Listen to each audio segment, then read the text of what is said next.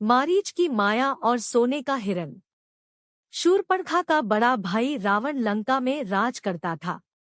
वह अपने बलप्रत आपके लिए तीनों लोकों में विख्यात था। देवता उसके नाम से ही थर-थर कांपते थे। कुबेर से उसने पुष्पक विमान छीन लिया था। खरदूषण के मारे जाने पर शूर्पणखा समुद्र पार कर रोती चिल्लाती रावण के पास पहुंची और बोली, भाई तेरे पौरुष को धिक्कार है। तेरे रहते मेरी यह दुर्गति हो रही है। अब तू कैसे मुंह दिखाएगा। इतना कहकर शूर्पणखा पछाड़ खाकर गिर पड़ी। रावण ने शूर्पणखा को उठाया और पूछा, किसने तेरे नाक काटे हैं? किसके सिर पर काल मंडरा रहा है? बता तो सही। शूर्पणखा ने सारा हाल कह सुनाया। राम लक्ष्मण के बल और रूप की प्रशंसा करते हुए उसने कहा कि उनके साथ एक परम सुंदरी स्त्री भी है। उसका नाम सीता है। मैंने समझा कि ऐसी सुंदरी स्त्री लंका के राजमहल के योग्य है। उसे मैं तुम्हारे लिए लाना चाहती थी। जब उन्हें मालूम हुआ कि मैं तुम्हारी बहन हूँ तो वे मुझसे हंसी करने लगे और लक्ष्मण ने मेरे नाक काट लिए।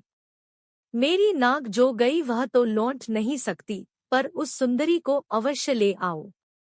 बैरी की चुनौती स्वीकार करो। खरदूषण की मृत्यु के समाचार से रावण पहले तो कुछ घबराया, फिर उसने शूर्पणखा को समझा बुझाकर सीता को ले आने का निश्चय कर लिया। उसने तुरंत अपना आकाशगामी रथ मंगाया और उसमें अकेले ही बैठकर समुद्र पार मारीच के पास पहुंचा। विश्वामित्र के आश्रम में श्रीराम के बाण से चोट खाकर मारीच समुद्र के किनारे तप करने लगा था। मारीच ने राक्षसराज का उचित सत्कार किया और इस तरह आने का कारण पूछा। रावण ने मारीच को पूरी कहानी बताकर अपना आशय बताया और कहा कि सीताहरण में तुम मेरी सहायता करो। सोने का हिरन बनकर तुम राम लक्ष्मण को आश्रम से दूर ले जाओ, तभी मैं सीता को हर लाऊंगा। स्त्री के वियोग में राम या तो अपने आप मर जाएगा या उसका बल क्षीण हो जाएगा, तब मैं उसे सहज ही जीत लूंगा। रावण की बात सुनकर मारीच के प्राण सूख गए। उसने राम के बाण की घटना सुनाकर कहा कि अब तो जब कोई राम का नाम लेता है अथवा अक्षर वाला कोई शब्द रथ, राजा, रत्न आदि बोलता है तो र सुनते ही मुझे कौपी लग जाती है। मेरी बात माने तो राम से बैर न करे। मारीच की बात सुनकर रावण बड़ा क्रोधित हुआ और बोला, मैं यहाँ तेरे उपदेश सुनने नहीं आया, आज्ञा देने आया हूँ। हो सकता है कि राम के बाण से तू बच जाए, लेकिन यदि मेरी बात नहीं मानी तो मैं तुझे अभी मार डालूंगा। मारीच को विवश होकर रावण की बात माननी पड़ी। रथ में बैठकर दोनों पंचवटी पहुंचे और मारीच सोने का हिरन बनकर राम की कुटी के आसपास घूमने लगा। रावण पेड़ों के झुरमुट में छिप गया। सोने के विचित्र हिरन को देखकर सीता उस पर मुग्ध हो गई। उन्होंने राम से उसको पकड़ने का आग्रह किया। राम को कुछ संदेह तो हुआ, परंतु सीता के कहने पर वे उसके पीछे चल पड़े। लुकता छिपता मारीच राम को बहुत दूर ले गया। उसे पकड़ने का राम ने बहुत प्रयत्न किया, परंतु वह पकड़ में न आया। तब राम ने एक कठोर बाण उस पर छोड़ दिया। बाण लगते ही मारीच गिर पड़ा और अपने असली रूप में आ गया।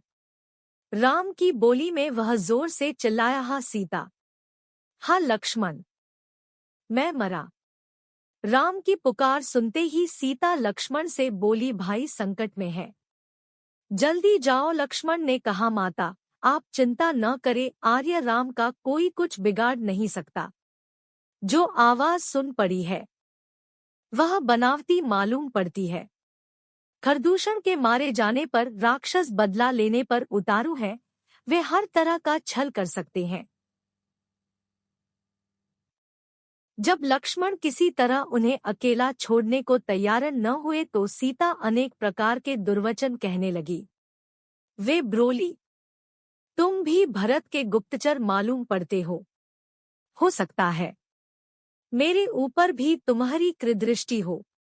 अगर आर्यपत्र को कुछ हो गया तो मैं गोदावरी नदी में डूब मरूंगी। होनी प्रबल होती है। इन कठोर वचनों से आहत होकर लक्ष्मण राम की खोज में चल पड़े। रावण ऐसे ही अवसर की तलाश में छिपा बैठा था।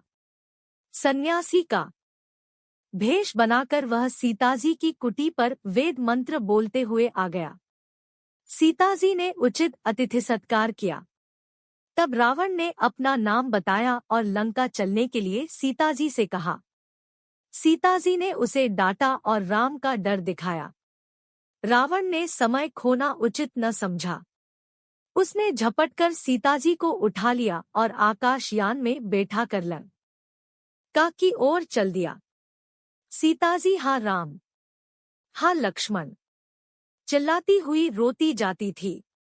प्रत्येक वृक्ष, पहाड़, पशु, पक्षी से वे निवेदन करती कि वे राम को बता दें कि लंका का राजा रावण तुम्हारी प्यारी रानी को पकड़ ले गया है।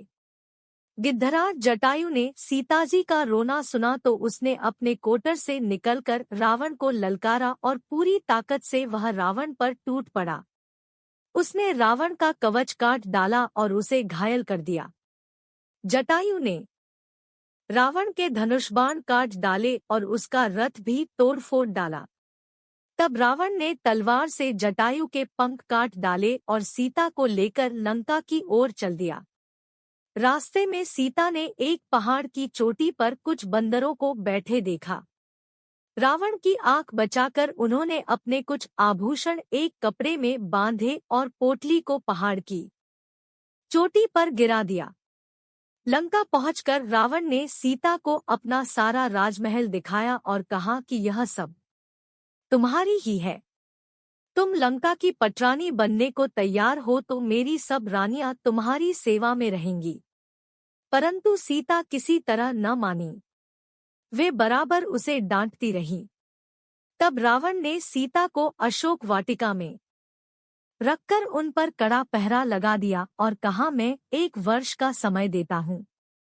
यदि तू न मानी तो तेरा वध कर दिया जाएगा। श्रीराम का ध्यान करते हुए सीता अपने दिन रो रो कर काटने लगी।